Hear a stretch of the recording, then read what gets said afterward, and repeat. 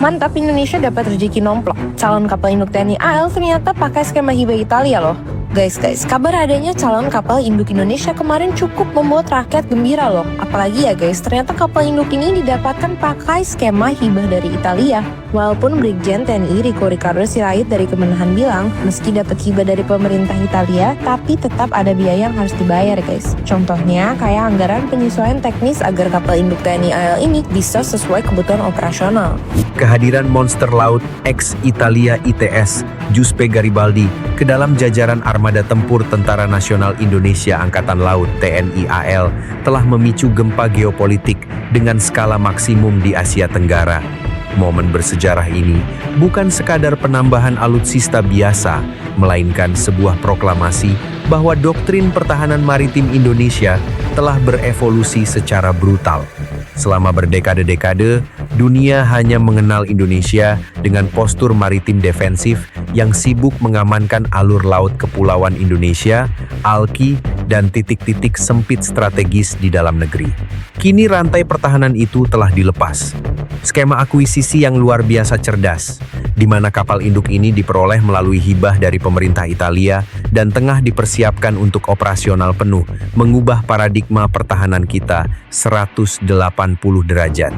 Indonesia kini resmi melangkah ke level Blue Water Navy, angkatan laut samudra yang berkarakter agresif, sangat mobile, dan memiliki kemampuan proyeksi kekuatan hingga ke perairan internasional. Kapal induk ini adalah pangkalan militer terapung yang bisa dipindahkan kemana saja, kapan saja, untuk menghancurkan ancaman sebelum mereka berani menyentuh batas teritorial NKRI. Langkah strategis raksasa ini kontan memantik kepanikan luar biasa di kawasan, terutama bagi Malaysia dan Singapura yang selama ini merasa nyaman dengan status quo kekuatan militer ASEAN. Bagi Kuala Lumpur dan Singapura, kedatangan Giuseppe Garibaldi bukan sekadar pameran alutsista biasa, melainkan simbol mutlak bergesernya keseimbangan kekuatan maritim yang kini didominasi penuh oleh Jakarta. Dua negara tetangga tersebut dipastikan kesulitan tidur nyenyak, menyadari bahwa armada laut Indonesia kini sanggup mendikte keamanan kawasan dan sangat sulit untuk diabaikan. Kemudian yang kapal induk nanti bisa ditanyakan ke pihak Italia, tapi kita berusaha untuk mengakuisisi kapal induk yang dulu dimiliki oleh Angkatan Laut Italia, yaitu Garibaldi, dan nanti akan harapannya bisa memperkuat jajaran kita. Dan lebih kita gunakan untuk OMSP, operasi militer selain perang, tapi bisa juga digunakan untuk operasi militer untuk perang. Kepanikan negara tetangga semakin memuncak ketika mengetahui rencana non-jenius dari TNI AL untuk mengoperasikan wahana udara nirawak UAV atau drone bersenjata dari atas dek kapal induk raksasa ini. Para analis pertahanan internasional dan media asing sepakat bahwa jika konsep ini direalisasikan, Garibaldi akan bertransformasi menjadi pusat komando udara tak berawak paling mematikan di tengah laut. Kapal ini tidak perlu mengorbankan nyawa pilot jet tempur unggulan, namun tetap memiliki daya hancur dan daya jangkau yang sangat mengerikan. Kemampuan meluncurkan kawanan drone tempur dari tengah samudra memberikan Indonesia keunggulan pengawasan maritim jarak jauh tanpa henti 24,7 dan potensi serangan presisi tingkat dewa. Garibaldi akan menjadi mata elang raksasa sekaligus algojo terapung yang mampu memantau pergerakan kapal asing di kawasan sensitif, termasuk di wilayah yang selama ini menjadi titik friksi panas antara Indonesia dan Malaysia. Kehadiran kapal ini di perbatasan akan menciptakan tekanan psikologis yang meremukkan mental lawan bahkan sebelum peluru pertama ditembakkan.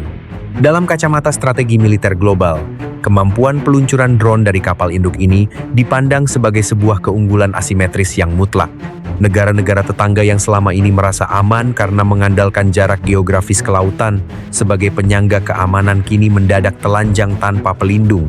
Drone tempur Indonesia bisa menyerang kapan saja dari perairan netral, membalikkan keadaan dan menyebarkan kegelisahan strategis di seluruh ibu kota pertahanan ASEAN. Dengan bobot dan dimensi raksasa yang dimilikinya, penentuan pangkalan utama bagi Giuseppe Garibaldi menjadi isu geopolitik krusial yang terus dipantau oleh intelijen asing. Awalnya opsi seperti Jakarta dan Sorong sempat mengemuka dengan keunggulannya masing-masing. Jakarta menawarkan kedekatan dengan pusat komando politik, sementara Sorong di Papua membuka akses kilat ke Pasifik Barat yang kini menjadi arena perebutan pengaruh Amerika dan Cina.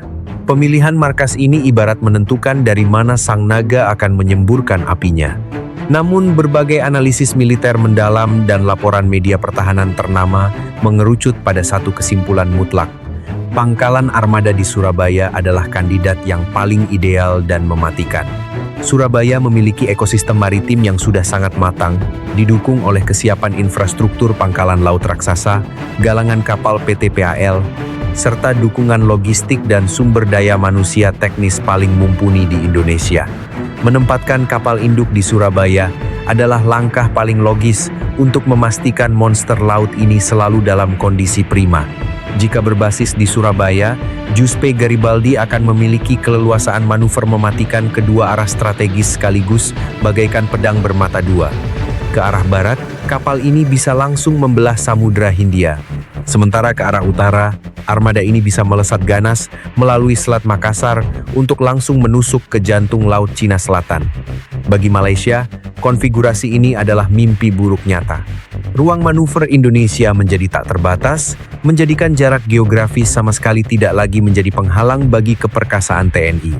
Dalam aspek jangkauan operasional, Carrier Strike Group Indonesia yang dipimpin oleh JP Garibaldi dinilai memiliki mobilitas yang tidak masuk akal.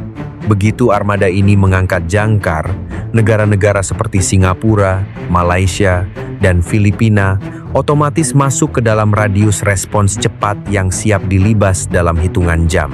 Ini adalah pesan implisit yang sangat arogan, namun nyata dari Jakarta.